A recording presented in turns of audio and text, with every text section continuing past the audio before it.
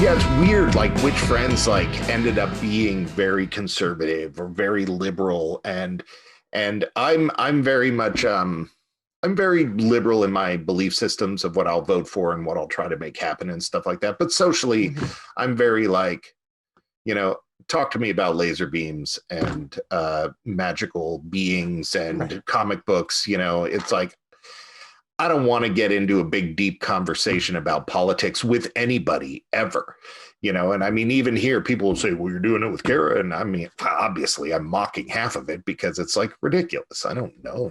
Yeah. But like, I look at my friends and I'm just all, wow, and I try to look back in high school and be all, did I see anything in this person that would make them feel that when they're 40, a woman's place is in the kitchen? you know, Yeah. like what a weird thing in my circle of friends because we were the punk kids, we were the outcasts of society, whether by choice or by design. And to see now that people are just all like, oh, Black lives don't matter, and I'm all like, what? That's a horrible thing to say. I can't imagine anybody I knew feeling that way. But I have a wide dichotomy of these weirdos that I'm connected to by logistics of high school. I guess there's no point to say there. It's just a little shocking.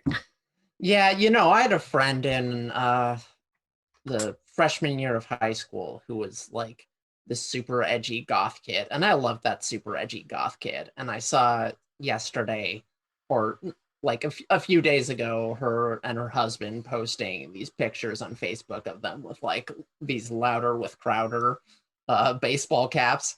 I was just like, oh Louder man, I with like Crowder. What's that? oh, it's like Mark Levan, kind of. Oh, okay. And I was like, man, I like you better when you were 15, but like at the same time, I don't think that's a result of like something in them that I don't Well, you're really saying think. they don't change that much, and so it got me to thinking about these people.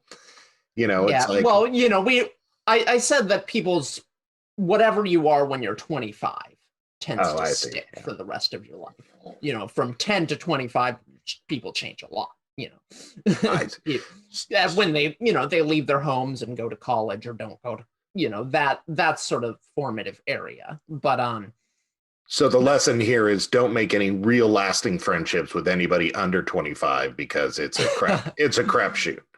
well, if you're a high schooler, don't expect that you're going to keep your high school friends forever. But Right, I don't right. think our audience is generally high schoolers. But here's my point. I don't think these people's political attitudes are a result of something that's inside them. I think it's a result of the environment that they find themselves in. Hmm.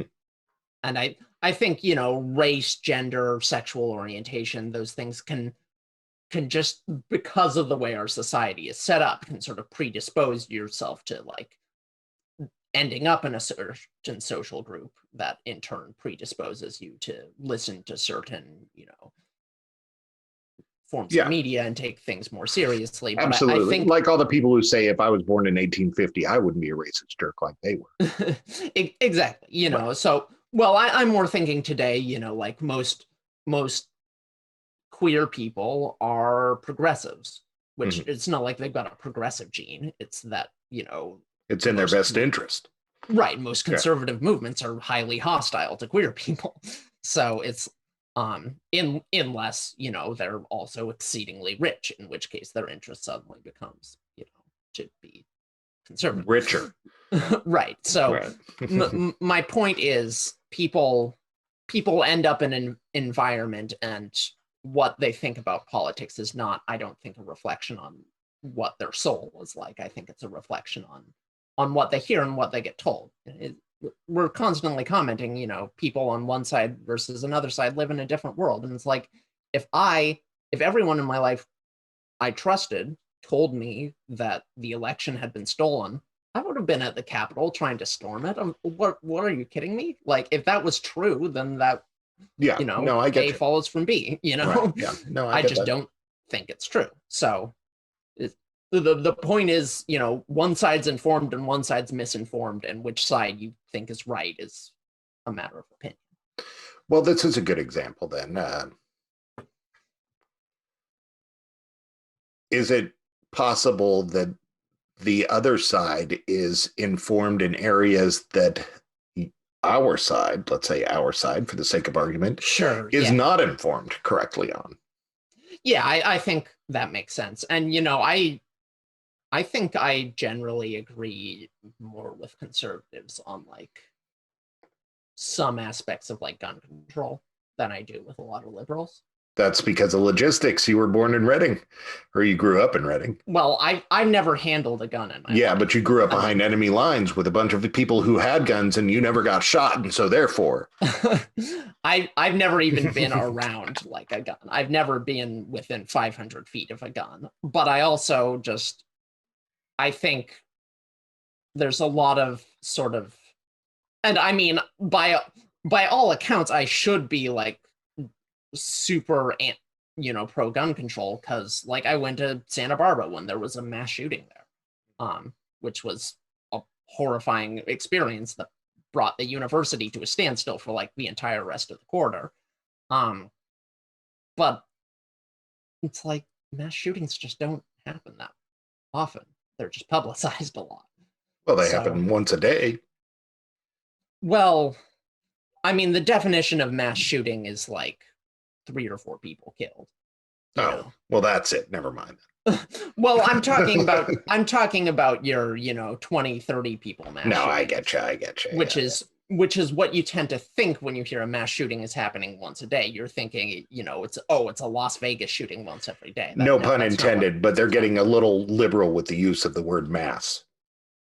Right. And I mean, I think it's an important discussion to have. I think other countries manage to keep their gun deaths down. And I think, it's probably important to do something about it. But I think there's just, a fundamental disconnect between like, we're getting way off topic here, but between just like liberal politicians who live in urban areas, and they just don't understand that you will never take like gun culture out of the country. Like, right. So, well, getting off topic is not a problem because we're getting pretty close to the end here. But I was watching Bill Maher the other day, and I think it was a rerun, so dig for it if you want to. But he basically was saying that every smart person today is the idiot of tomorrow. So the things that we all view as woke and progressive will be the conservative of tomorrow, and that we need to be a little more forgiving of these other generations, both past and future, because this person that millennials maybe look at as a boomer and closed-minded and stuck in their ways was actually the trendsetter that changed this world, and that the people of today will be that tomorrow. And it was a good point. And he said cell phones. He pulled his cell phone out, and he's just, oh yeah, I'm so progressive. I got a cell phone. I had one before everybody else. And 20 years from now, people are going to be all, you kept that in your pocket next to your nuts? What are you, crazy? And it's like, it's a good point, So I guess my final answer to people would be, I don't know, do something else with your time than bitch and complain about what everybody else does. Yeah, that's a good idea. Yeah, I think that's so. I guess that's the end of our show forever. It is the end. It's at least the end of it for tonight. All right. My guest has been me, and Kara's guest has been her, and we've been our guests tonight here on Radio Wasteland, talking about boomers and millennials. Which are you? Do you feel like one? Are you one? Are you being honest about how stupid you really are? Join us next week. Night.